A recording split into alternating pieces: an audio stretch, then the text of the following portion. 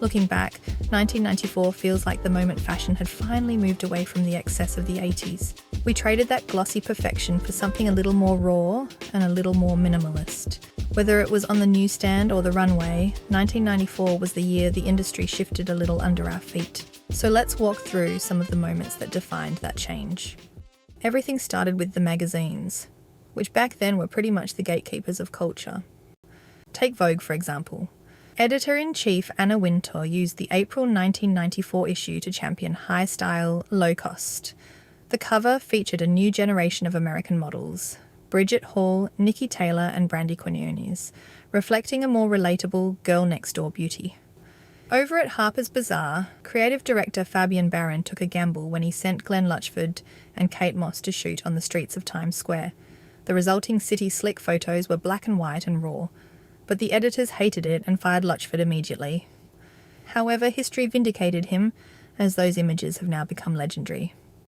Meanwhile, the magazine Elle leaned into the supermodel obsession by launching Elle Top Model with Claudia Schiffer on the cover, giving us the access and personality we were all craving at the time. Then in June, InStyle debuted as a spin-off of People magazine. It was a game changer, and the first issue featured Barbra Streisand in her own backyard, trading glamorous studio lights for a raw, intimate look at celebrity life. The magazines may have been the gatekeepers, but the designers were creating the looks of the year. 1994 saw Tom Ford named creative director of Gucci, giving him full control over product lines, advertising and store designs. It was a move that would eventually save the brand and define the late 90s. Anna Sui presented her iconic Spring-Summer 1994 collection, which was a music-driven show inspired by the grunge movement. It was a poignant moment, coming in the same year the world mourned the loss of Kurt Cobain. Anna's runway captured that exact energy, popularising the Kinderhore trend with baby doll dresses, silk slips and heavy Doc Marten-style boots. Karl Lagerfeld turned the historic House of Chanel upside down by infusing hip-hop culture into the world of luxury. He took traditional pastel tweed suits and paired them with oversized rapper-style logo chains and baggy shorts held up by suspenders. We even saw model Stephanie Roberts rolling down the catwalk on Chanel-branded rollerblades. 1994 was John Galliano's iconic Princess Lucretia collection. Galliano built a deeply romantic fictional narrative about a 1860s Russian aristocrat named Princess Lucretia, who escapes a predetermined fate and flees into the night from her own arranged marriage. He famously instructed his models to act, not walk. The result was a kind of chaotic magic. Models sprinted, stumbled and rushed with their garments trailing behind them in a state of beautiful, tragic unrest. It was dramatic and pure Galliano theatrics. Meanwhile, Gianni Versace debuted his ultimate punk collection. Blending ultra-sexy styling with defiant, deconstructed elements, it was a mashup of schoolgirl pleats, pastel plaids, lace-trimmed biker shorts and slashed fabrics, all held together by his signature safety pins. This show introduced the now legendary safety pin dress, which Elizabeth Hurley famously wore to the 4 weddings and a funeral premiere in May 1994. The moment launched her into international stardom and instantly cemented the design as one of the most famous garments in fashion history.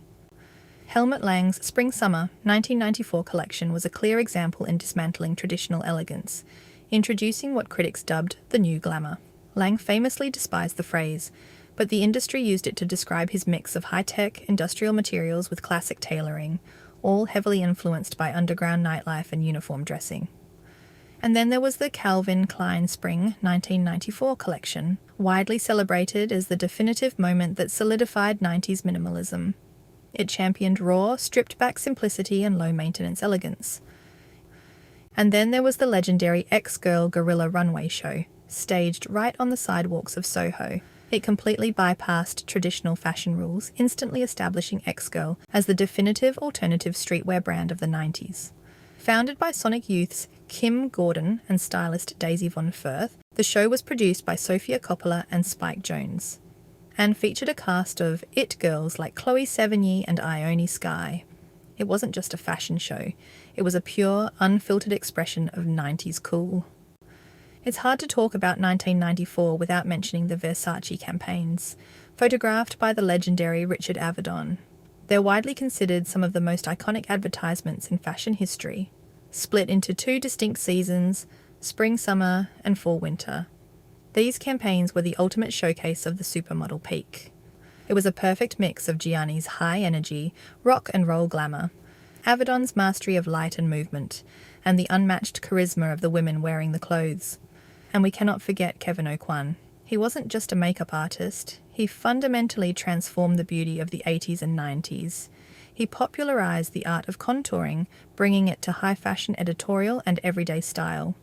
The year 1994 proved pivotal with the release of his book, The Art of Makeup. Kevyn aimed to democratize beauty, moving beyond simple tutorials to introduce fine art principles to the general public. He wanted to teach people how to apply cosmetics and how the world viewed beauty.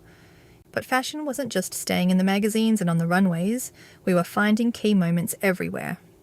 It was also in 1994 that MAC Cosmetics signed RuPaul as its first official spokesperson for the Viva Glam campaign, marking the first time a drag queen secured a major global beauty contract. In autumn 1994, Chanel launched its Vamp nail polish, known originally by its French name, Le Vernis No. 155 Rouge Noir.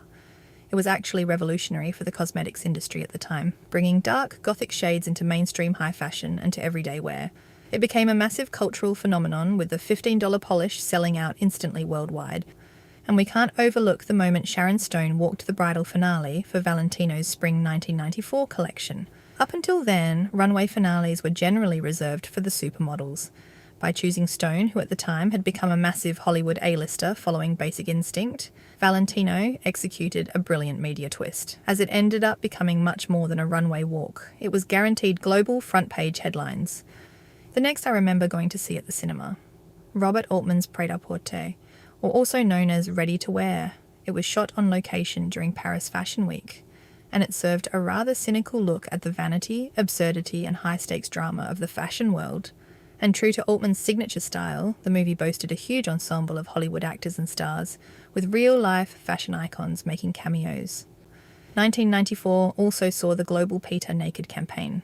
That year, some of the world's most famous supermodels, including Naomi Campbell, Tatjana Patitz, and Emma Sjöberg, posed together with the headline, "We'd rather go naked than wear fur."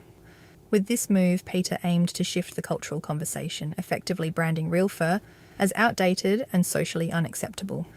And it was a year of profound loss too, as we said goodbye to the incomparable Jackie Onassis. Beyond being such a style icon, she represented a standard of poise and effortless structural elegance. 1994 feels like one of my favourite years to look back on.